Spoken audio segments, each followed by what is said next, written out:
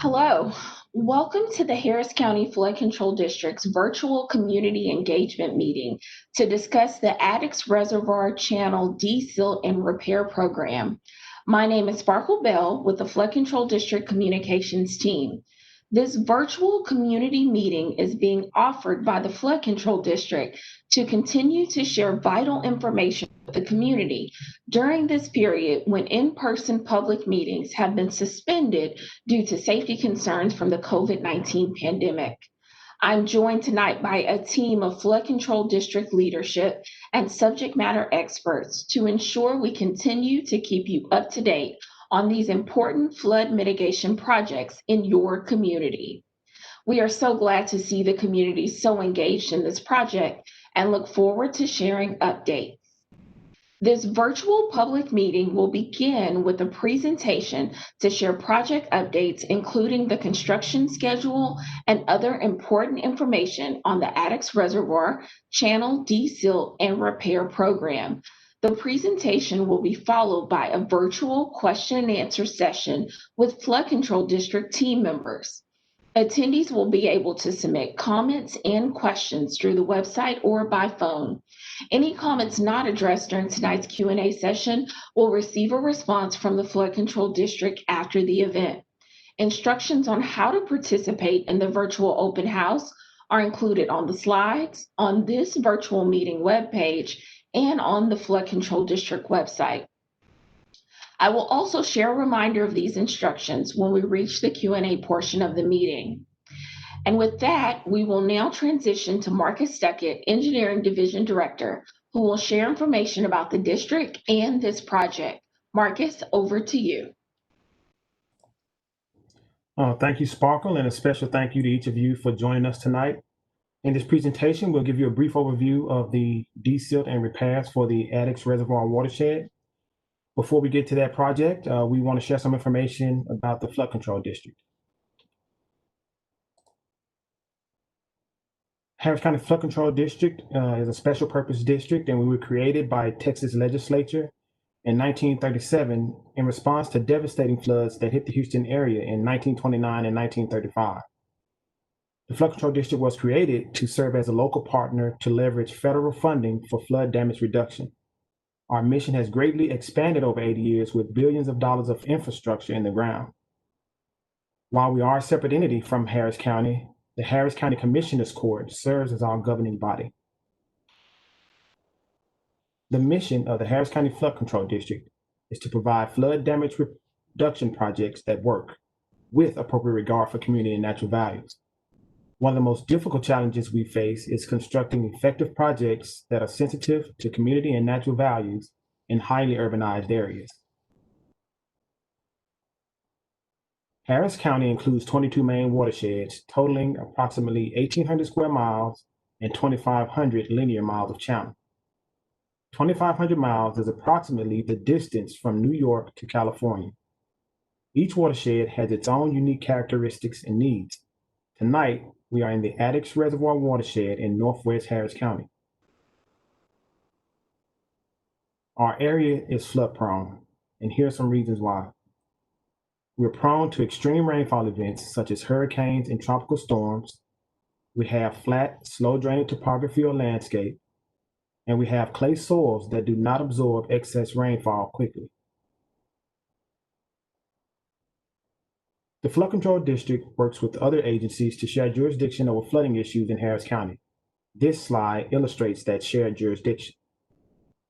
Inside the neighborhoods, as shown on the left side of the illustration, storm sewers and roadside ditches collect stormwater runoff and start the process of moving it away from streets and homes.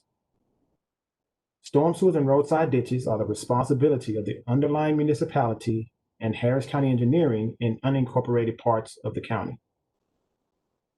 The larger bayou and channels that take the collected stormwater and move it through our drainage system to the Galveston Bay are the responsibility of the Flood Control District. This is shown on the right side of the illustration. In the middle is a stormwater detention basin, sometimes constructed by the Flood Control District. When storm sewers are increased, this creates an increase in runoff. Since it is our policy to avoid impacts to downstream properties, detention basins help to safely take in and temporarily store excess stormwater during heavy rain events. Often, we partner with Harris County precincts, utility districts, and others to add recreational amenities such as trails to these basins and along our channels. On August 25, 2018, Harris County voters approved $2.5 billion in bonds for flood risk reduction projects. This vote followed a series of meetings across Harris County in each watershed, which resulted in a list of 181 bond projects, including 17 for the Addicks Reservoir watershed. 144 of those 181 projects have been initiated so far. A total of more than $680 million in partnership funding received so far stretches the bond even farther. The actual timing of individual projects will depend on a variety of factors, including environmental permitting, right-of-way acquisition, and utility relocations. Project lists and project schedules will be updated periodically. Partnership funding is an important aspect of the 2018 bond program. This graphic illustrates the many sources of federal, state, and local funding the Flood Control District is working to secure for Harris County. Each agency has its own definition of eligible projects and its own requirements for local match funding. Tonight, we will be discussing the Addicks Reservoir Watershed Channel Desilt and Repair Program, Harris County Flood Control District Bond Project ID F53. There are 159 miles of open waterways that drain into the Addicks Reservoir that make up the Addicks watershed. To the right of this map is the Addicks Reservoir shown in the light gray and the boundary of the Addicks Reservoir shown in the darker gray. The program we are talking about tonight involves desilting of channels to restore them to their original capacity and repair the channels where erosion and slope failures have occurred. Work efforts begin on the downstream parts of Langham, Horse Pen, and Bear Creeks after Hurricane Harvey and the associated maintenance program. This program includes channels within the Addicks Reservoir watershed for which the Flood Control District has property rights. The limits of this program do not extend west of the Grand Parkway. Channels included have been previously developed and altered from their natural states. Overall, the program includes the channels and their tributaries that are over 63 miles. It's important to note that there are different multiple construction packages for both desilts and repairs. In this exhibit, you will see the overall boundaries of the Addicks Reservoir watershed. We are limited by the Grand Parkway to the west. The limits extend almost to Interstate Highway 10 to the south, Beltway 8 to the east, and 290 to the north. The goals and objective of this program includes desilting the channels, repairing channel segments, and creating a database for future maintenance efforts. This database will help the Flood Control District effectively develop future repair and desilt projects. So what is desilting?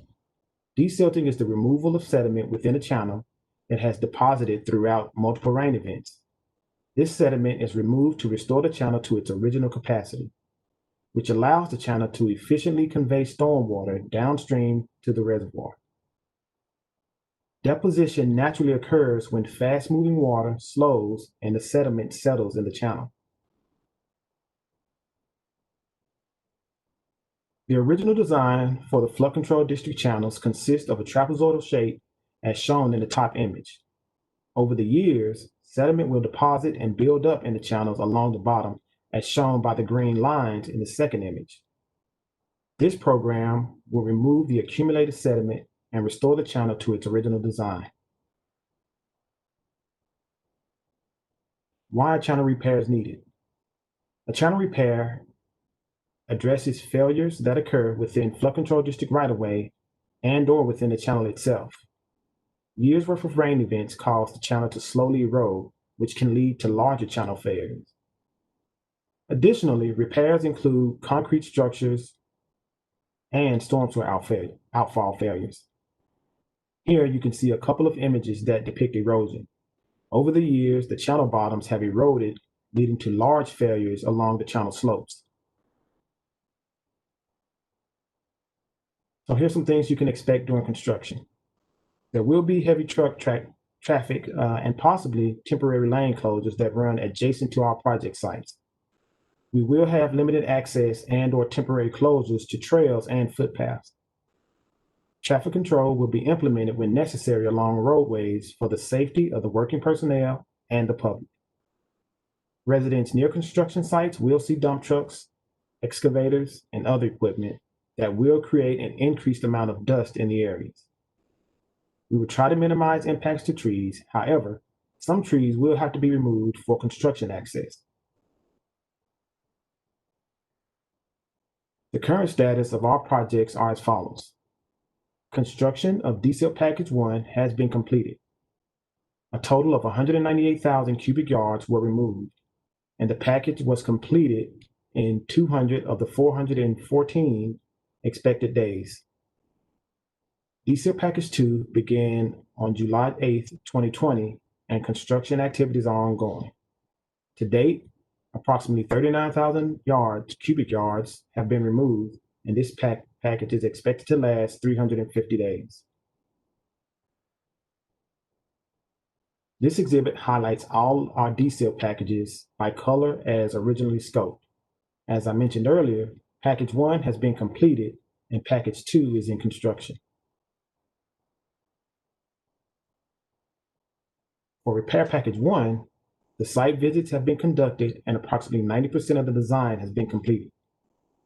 Repair Package 2, site visits have been conducted and approximately 20% of the design has been completed. The boundaries of the repair project are shown here. Addicks Repair Package 1 takes up the northern portion of the watershed, and Package 2 consists of the southern portion.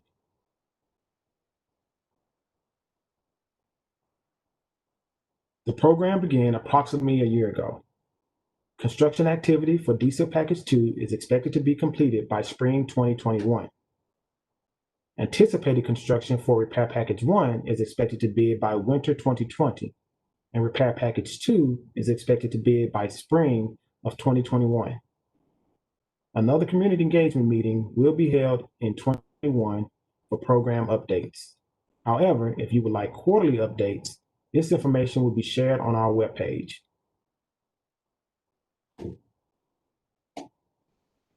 Thanks, Mark, for that helpful overview of this project. Before we move into the question and answer session of tonight's meeting, I want to share a quick reminder that we would love to hear from you on this and other projects rolling out across Harris County.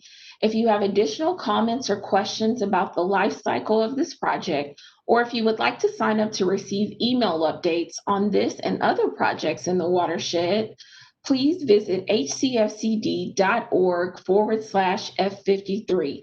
Again, that's to learn more about the Addicks Reservoir Watershed Channel Desilt and Repair Program, or just projects in general in the watershed. And it's there that you can ask questions and sign up for our mailing list.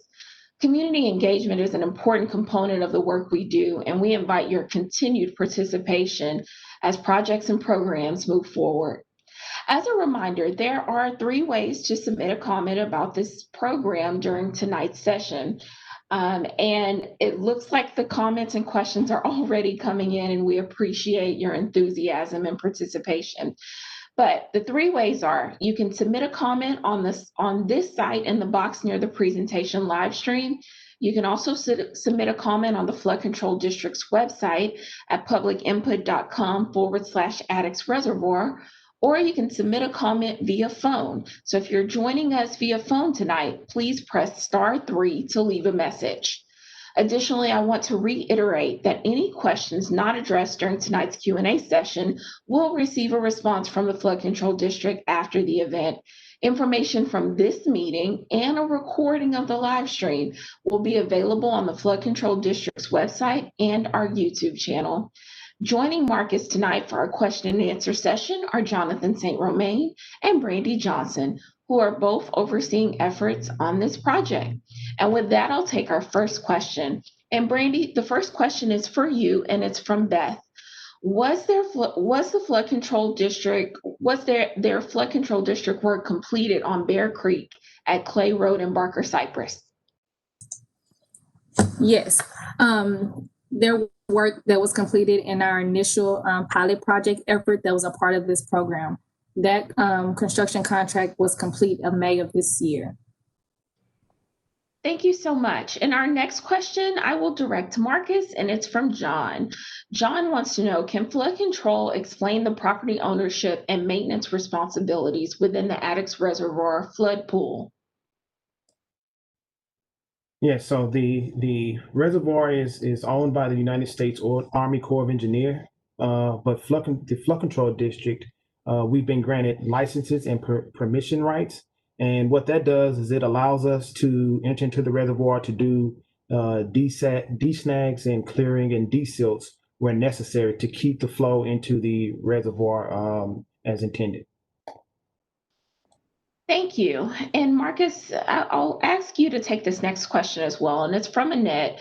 She wants to know, how will you prioritize the capital improvements on the Harris County waterways? Actually, that's a good question. So currently we already have a prioritization framework that was approved by Harris County Commissioners Court, and we prioritize these projects by different quartiles. We're currently in the second quartile, with the third quartile starting in November of this year. And so what we'll do is we follow that to initiate different projects, and they're all in different phases. And if you want more information on that prioritization, it is contained on the Harris County Flood Control District website. You could go to www.hcfcd.org and scroll down to about the middle of the page. And there's a portion that's called the 2018 May 2020 bond update. And there you'll find that document that contains how we prioritize each project and the projects that are ongoing and the ones that are coming up in future quarters. Thank you so much for that, Marcus. Our website really does have a wealth of information, and we encourage all of you to check it out. Okay, Brandy, this next question is from Sheila. How does this work with the Addicks Reservoir, and is anything being done to make it work better? Hi, yes, good question. The channels are that we're desilting or in part of this program are we're desilting channels and repairing channels that the flood control district owns, and we're so that the channels can function to the design capacity as they carry stormwater from the surrounding neighborhoods into the federal reservoir. We have coordinated with the Corps of Engineers to allow them to notify them of our efforts for this, but only the scope of work for this project will be for property that flood control currently owns. Thank you, Brandy. Jonathan, I'd like for you to take this next question from Ken. And the question is, under this bond project, I did not see Langham Creek noted, specifically where it intersects at Clay Road. I know there is a long-standing issue with the city-owned bridge. Is this intersection to be addressed within this bond program in regards to clearing or desilting? It is actually not to be addressed with this program. Remember, this is just a desilt and repair program. We do realize there is a long-standing issue there at that intersection, but with this program, we're specifically focused on the scope of desilting and repair, and also down in this area, as Marcus mentioned in the presentation. This program focuses on flood control constructed channels. Down in this portion of Langham Creek, it's the channel is still in its natural state. And so this program does not focus on the channels when they're in that state. Jonathan, would you also take this next question? How is water able to travel downstream if channels have not been desilted near the reservoirs, and why haven't the reservoirs just been dug out? Well, the U.S. Army Corps of Engineer manages the channels within the reservoir there, and water still can travel downstream. There is there's still enough slope on our channel for us to be able to desilt them and clean them up so the water can travel down into the reservoirs quicker. So it still does perform a function, and it is useful to do it this way. All right, and one more as a follow-up to that. If you're digging out the silt, why not dig deeper and allow for more water to travel downstream quicker? And that question's from Steve. Well, and again, Brandy mentioned that this effort is designed to restore the channels to their original capacity, and so these channels were designed a number of years ago, and this effort is to bring them back to that original condition. Thank you so much. Okay, Brandy, the next question is coming from Ben, and Ben says, what happens to the trees that cannot be replanted? We will coordinate with our vegetation group as well as other entities about replanting those trees that were removed and that cannot be replaced. That cannot be replanted. All right, thank you. All right, Jonathan, our next question comes from Jill, and it is, why are you not desilting and repairing channels west of 99? Jill, good question. Those channels west of 99, again, go back to the most of them out there are back into more of their natural state. They haven't been constructed as you know, that trapezoidal shape that that we showed in the presentation. And so this program is strictly to bring back these designed and constructed channels to their original condition. So out there on the frontier west of 99, they're more in their natural state. All right, thank you. Brandy, Mel wants to know, are you desilting the reservoir itself? Are there plans to do that? As mentioned previously, the flood control district does not have property rights within the reservoir, so that so we will not be touching that. That is a U.S. Army Corps of Engineer responsibility to manage and operate the reservoirs. Thank you. Okay. And our next question is for Jonathan, and it's from Sue. And Sue wants to know, was the northern part of Langham Creek worked on, not the area where it goes into the reservoir?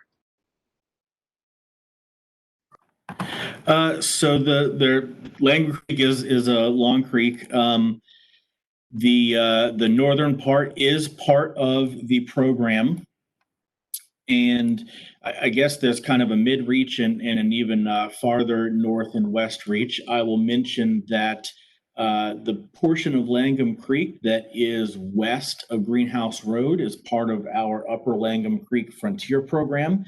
That's a completely separate thing and separate construction projects altogether. But along kind of the what we might call the mid-reach of Langham Creek, that would go from west of Highway 6 towards FM 529, that is part of this program. Okay, thank you.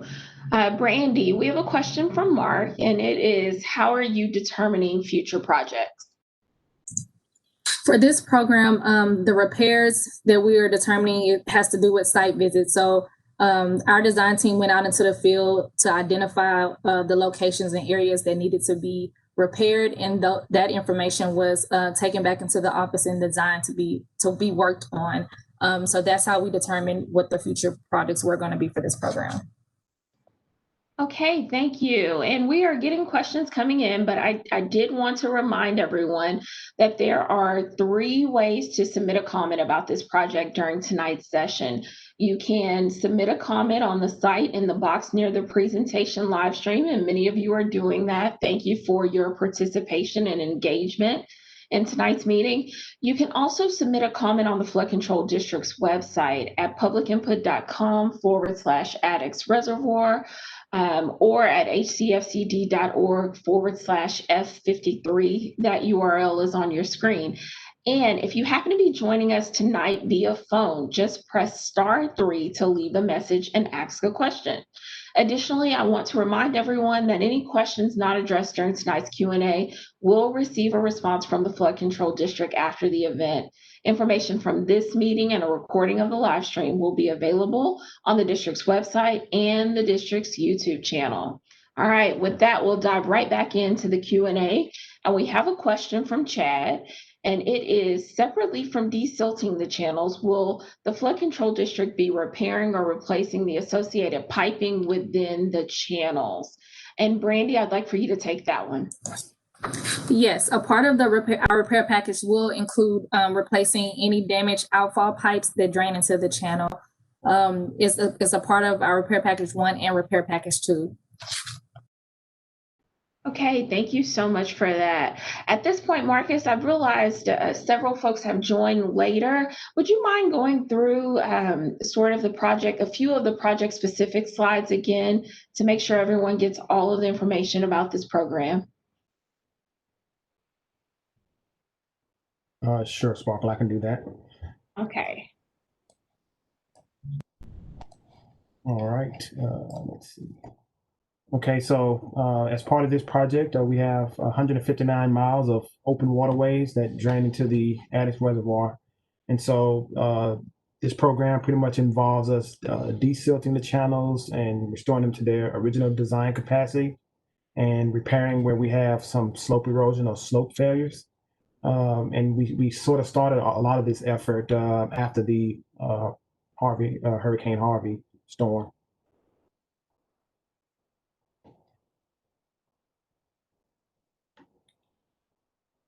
So most of our work within the Addicks Reservoir includes us having the property rights to be able to go in and do some of that work. Most of the work that we're doing, or all of the work we're doing doesn't extend west of the State Highway 99, as we've answered in some of the questions here. And channels that have been developed previously or altered from their natural state, those are not ones that we're including as part of this program. The overall program includes 63 miles of channel, and it includes multiple construction packages for desilts and repairs.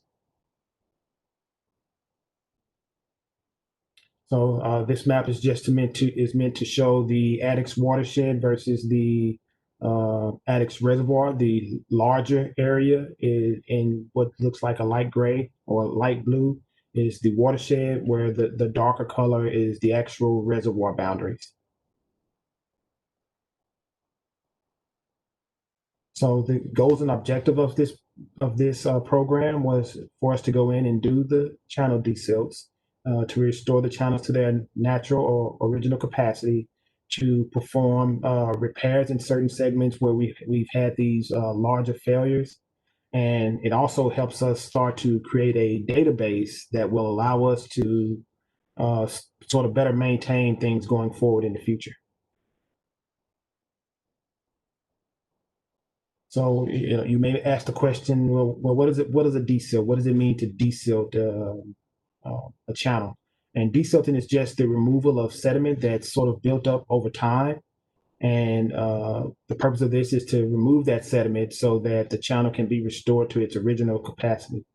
And so what happens is these deposits tend to build up within the channel over time. And that happens when water tends to move really fast, and then all of a sudden it slows down. So all of the particles just start to settle out in one portion of the channel, and over time, those things tend to build. So this exhibit here is meant to show what we mean when we talk about original design and when we're desilting something. So at the top here, you see our standard flood control district channel, or typical design, which is just a trapezoidal channel with a nice smooth side slope and a nice smooth bottom.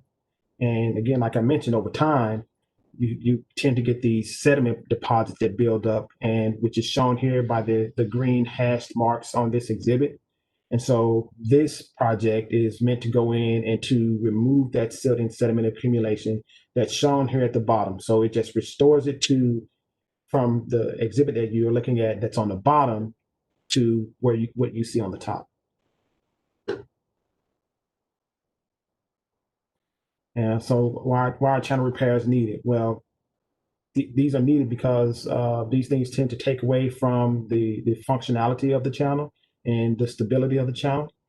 And so we typically, stay within our right of ways and try to fix these sort of problems, like on these couple of exhibits we got over on the side here. And so it's just years of rain events kind of cause these slopes to become wider and larger and start to kind of spread out more towards or outside of flood controls right away. So in order to keep from damaging property that doesn't belong to us, we tend to go in and fix these erosions. And these failures that we're fixing also includes concrete structures and storm sewer outfall failures. So some of the things I think the public can expect during construction of this project, you see a lot of heavy truck traffic. There definitely have some possible lane closures. There'll be limited access to trails and sometimes temporary trail closures and footpaths. We will have some traffic control that we will implement because we want to make sure that we're keeping not only the workers that are working on our project safe, but also just the public in general. You can also expect an increased amount of dust just from the trucks and excavators moving around. And, that accumulation, we try to do our best to minimize that, as well as try to minimize some of the trees that will have to be removed. We like to try to preserve some of them, but sometimes the equipment is just too large for the construction equipment to get in. So we will go in and remove some of those. Our current status for DSIL package number 1, it's been completed. We've moved approximately 198,000 cubic yards, and that contract was completed in 199 of the 414 days expected. So the contractor did a really good job, and the team did a really good job to push that project forward and get it done a lot faster than we expected. The DSIL for package number 2 began in July of this year, and those construction activities are currently ongoing. We've moved about 39,000 total cubic yards, and we expect that contract to last approximately 350 days, but hopefully we can get it done soon, as we've seen with the other package. So this map is meant to show the different DSIL packages that we have here. If you look at the red lines, they're a little bit difficult to see, I guess, with the pink lines, but we performed a pilot project, to see, whether or not and how efficient we can be with these DSIL projects. That led to the package 1, which is I spoke of, that's complete. So that's represented by the yellow lines. And package number 2, which is currently under construction, is represented by the pink lines on this map.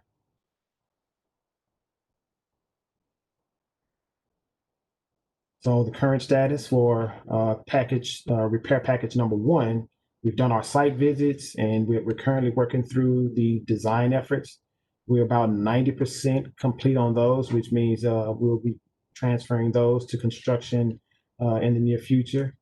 Package 2, we've conducted those site visits as well, and we're only about 20% complete on those designs. So those are a little bit further out. So this exhibit is just meant to show the extent of the different repair packages that we have. The red shape here represents repair package number 1, and the green portion here represents what I refer to as repair package number 2. And so our project schedule and next steps, like as I mentioned, this program began about a year ago. DSIL package number 2 is expected to be completed by spring 2021. Repair package number 1 is expected to bid in winter 2020. And repair package number 2 is expected to bid by spring 2021. We always want to make sure we're keeping the community involved. So we'll definitely have another community meeting at some point in the next year. However, you can visit the Harris County Flood Control District website, and there's a lot of information there, and we like to try to keep it up to date to keep the public informed. Thank you so much for that, Marcus. It's always, we know everyone has busy schedules. And so as we notice individuals joining late, sometimes we want to go back to just make sure. It's also good to hear it a second time. It's a lot of information to digest, and we really want folks to be able to understand it and ask questions. So with that, I see some other questions rolling in. I'd like for Brandy first to talk a little bit about trail closures and any park impacts. And the coordination that we're doing with other entities. Brandy? Yes, as we get closer to ready for bidding and construction, we have reached out, we're coordinating with the precinct and other entities that have trail systems along the channel to notify them what areas will be impacted and what we will close down the trails. Our plan is, as we're working in those areas, is to close the trails. And once we've completed our work in that area, the trails will be reopened to the public so that we don't prolong their use of using the trails. But it's an ongoing coordination effort throughout the design and construction phase of the project. Thank you. Our next question comes from Susan, and Jonathan, I'd like for you to take it. It is, if low flows drop sediment in the channel, why doesn't a powerful high flow flush it out? Why is it necessary to mechanically dredge out a channel? So, Susan, that is a really good question, and the answer is it does. The high flows do flush it out, and there's a whole nerdy, boring science behind it called geomorphology that is part of this thing. But yeah, high flows do flush it out, and as it's flushed out, when the flow does go down, it gets deposited somewhere else. And so the big effort is to get it out when we can, so that it doesn't end up somewhere else downstream. The other part is whenever high flows do flush out the silt downstream, if you're standing in that particular spot, you see it all go downstream. Well, again, when that flow goes down, you're going to have the dropout from what's coming to you from upstream, and so it's just a constantly evolving thing of erosion and deposition of that sediment. The other thing is what can happen is sediment can be deposited from a particular event, and then there can be a long time between then and the next event. And in that time, vegetation, grass and brush can start growing, and those roots hold that sediment in. And so it's no longer going to be movable by the next big event. And that's how we see, Marcus had one of those slides with the cross section of those, the sides of the channel kind of building up as vegetation starts to grow in there. So yeah, that's all part of it. It's a complex thing, but we do need to maintain the channel by mechanically digging it out, again, so it doesn't end up downstream. All right, Brandy, our next question comes from Robert, and it is, if I understood the slides, desilting natural channels are not included in F53. If that is true, why aren't natural channels included if they contain silt? We need as much desilting as possible. Yes, so this effort was more so to the channels that we have designed, and it's more so of a maintenance effort. For the natural channels, since they have not been disturbed or designed out of their natural state, that will require a full out new design of that channel. And so this effort was to provide a response to the record level sediment that was deposited after the tax day and the Harvey storm event. And so our immediate response was to address those channels in those areas. However, if you have an area where you see a high sediment where the natural channel is, by all means, please visit our website and leave a comment or call our office, our community service line or email to provide us information where you see their issues. We always enjoy the community to let us know what's going on, what you see in your area, so to help us identify future projects. Thank you. Okay, Jonathan, our next question comes from Michelle. And Michelle wants to know, when will Langham Creek desilting be completed, especially in the area that connects the Army Corps of Engineers Reservoir north of Clay Road? Yeah, so that's actually complete already. That lower end of Langham Creek from just north of the reservoir boundary up to Addicks Satsuma is already complete. All right. Our next question, Jonathan, is also from Michelle. Was there work done just south of Clay and east of Highway 6 in the area that was part of the old golf course? I do not believe that there was flood control work done in that area. I believe that is inside the Addicks Reservoir boundaries. And I just want to remind everyone, we're getting a lot of really specific questions, and sometimes it's a little bit difficult for us to answer your very detailed questions with the specificity that we would like to. So we do encourage you, if you have questions, and it's really specific in nature, and this probably is not the best forum for it, then please do submit those questions at hcfcd.org/F53. Sometimes we just need a little more context to make sure we're giving you the right answer. So again, we encourage your questions and comments, and please do submit them. But if it's very specific to your sort of area, we might need more context to be able to answer it correctly. All right, we'll move on to this next question. There's a section of Langham Creek east of Highway 6 that has been completed, but a section just west of the Addicks Bridge that was not touched. When do you expect the desilt on that portion to be completed? Brandy, would you take that one? Yes, Langham Creek from the core property upstream to Greenhouse Road was part of a pilot effort. So we did desilt that area west of Addicks Satsuma Bridge. So that work has been complete. Okay, thank you for that. Our next question is for Jonathan, and it's from Judith. Has there been any effort to test possible contaminants of the silt removed? So we do have requirements we have disposal requirements for the contractors. I do not know of any specific efforts that have taken place to test for possible contaminants of the silt.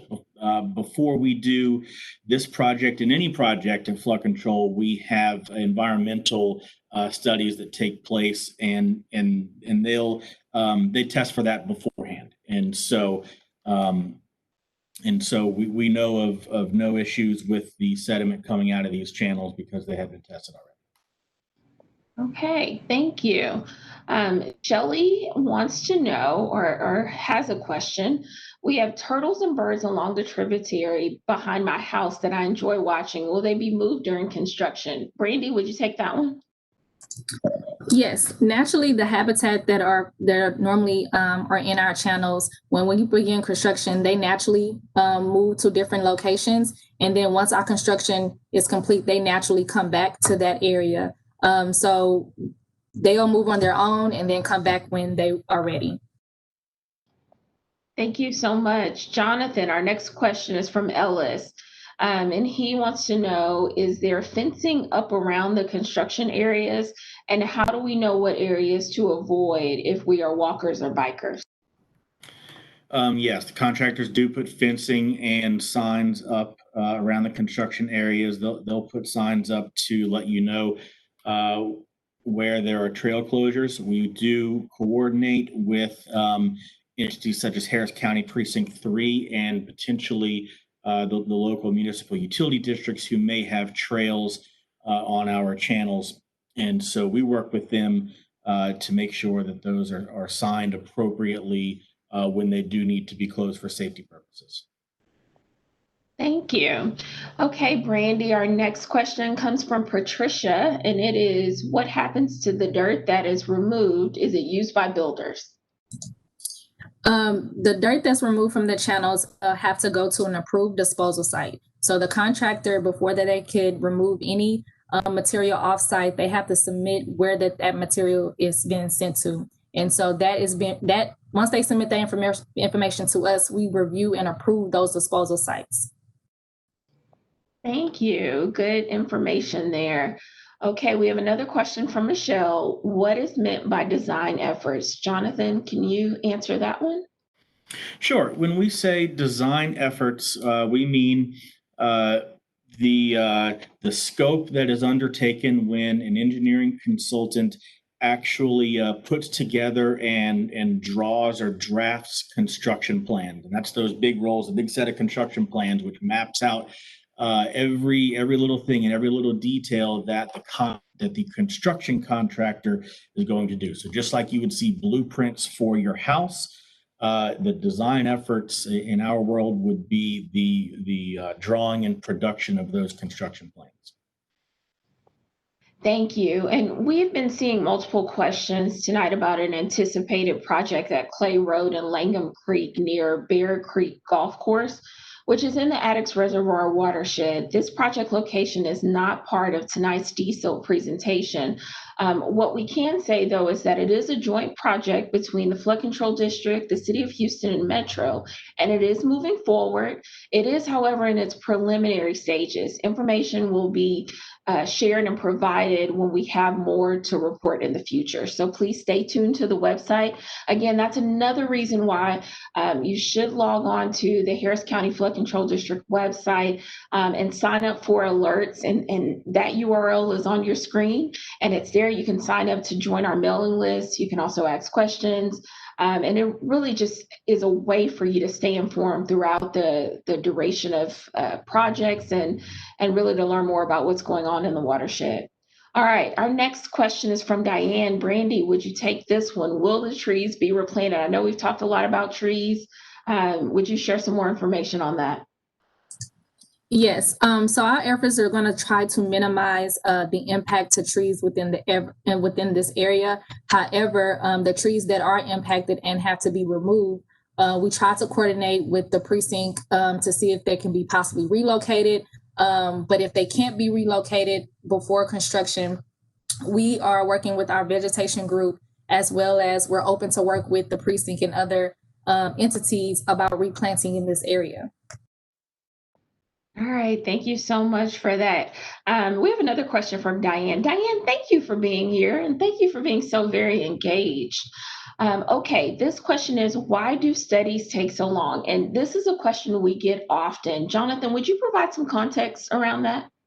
Yeah, and I know it's frustrating because studies do take a long time, and the reality is there's just a lot that has to be investigated before we can move forward with a project. Unfortunately, we can't just get a big excavator out and go onto a piece of land and start digging a hole.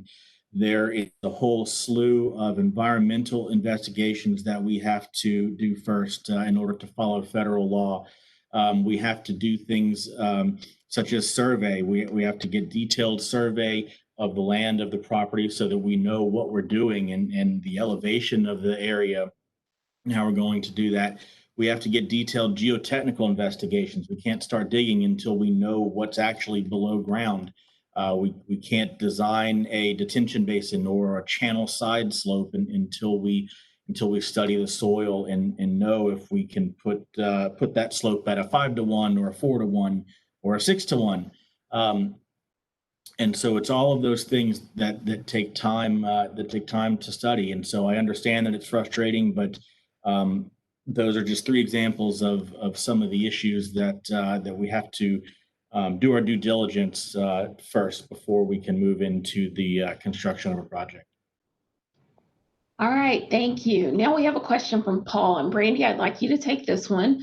Doesn't silting and vegetation growth create a sponge that keeps runoff from tropical storm and hurricanes from rushing down towards the city?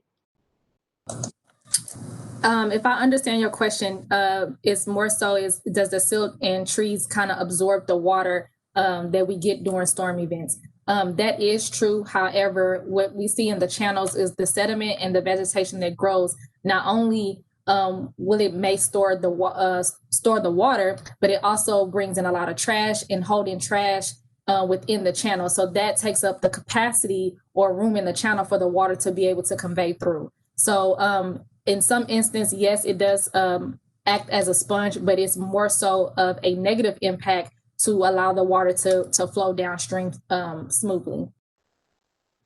Okay. All right, Jonathan. Our next question is from Chad, and it is, will the flood control district be releasing any maps noting specific channel segments included in the repair projects?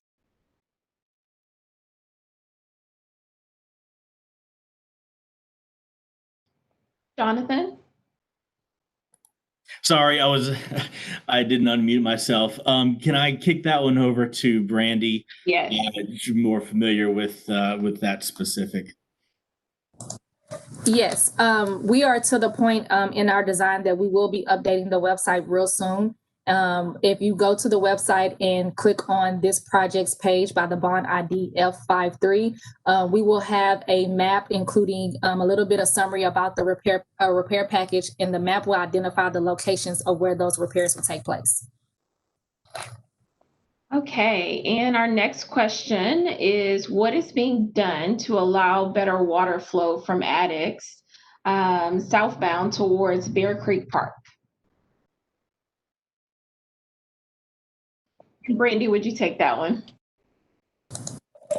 That part of the channel is within the Addicks Reservoir. So that is U.S. Army Corps of Engineers property. So I will request, if you have any questions or want more information, so please visit their website or contact their office to get additional information. Okay, all right. Next question is for Jonathan, and it's from Jennifer. I'm concerned with the air quality during the removal of the silt. What are you doing to ensure the dust doesn't fly? Yeah, and we understand, and we get that concern very often around our projects. The contractors do have water trucks on site, especially for days like today that are very dry and breezy, and we have our flood control construction inspectors on site to ensure that the contractors follow the proper pollution prevention procedures.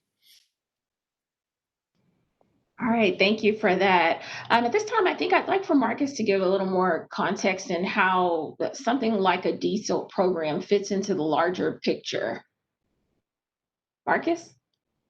Yes, and so a program like this one, it plays a major role. It allows us to get a lot done in a relatively short period of time, as opposed to sort of being reactive and trying to do repairs that we would see as they come. Because just to give a little context in terms of funding and how this actually plays into the bond project, flood control operated off of a total of $120 million.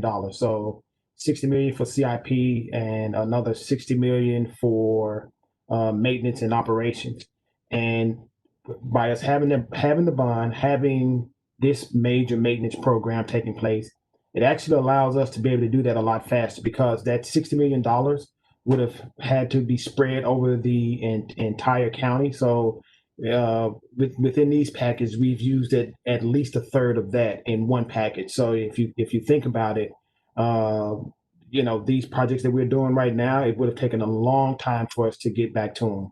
But also because now we've stabilized this area, stabilized the channels that we had rights to within this watershed, and now we're creating a plan to help us make sure that we're going out and we're keeping up with these channels. So everything that we've done up to this point, we can look and say, all right, well, we know we're good here. We've had an event. We know which areas we just repaired. We know which areas should have good vegetation right now, and those channels should be more stable. So it prevents us from having to go back almost immediately to do a repair, or every time there's an event, it's having to go and do a repair. Because we have a lot of maintenance that we do within Harris County. Even in terms of mowing, we have 3 mowing cycles that we do per year, and also considering adding a fourth. So having this project, this major desilt and repair project, it's going to help us out in the long run in terms of the district being able to operate and maintain its facilities. All right, thank you so much for that. We have a question that's come in from Judy. And Brandy, I'd like for you to take this question. Is there a plan to continue maintenance on the channels long term? Yes, a part of this goals and objective and scope of this program is to develop an operation and maintenance manual to help us identify problem areas or get us a little bit more information about how these channels operate over the past storm events and what we've seen as we've gone through the design process. So once we finish this the construction of this project, we will finalize a operation and maintenance schedule that we will transfer over to our infrastructure department so where they can be familiar with the work that we've done, as well as giving them an idea of when we think that these channels should come back and be looked at. And so it will have a whole maintenance plan for us to reevaluate, to go out and look at again and identify areas where we can do those improvements. And so with one thing that's good with this program, we will have one collective place where we have all the information stored in one spot.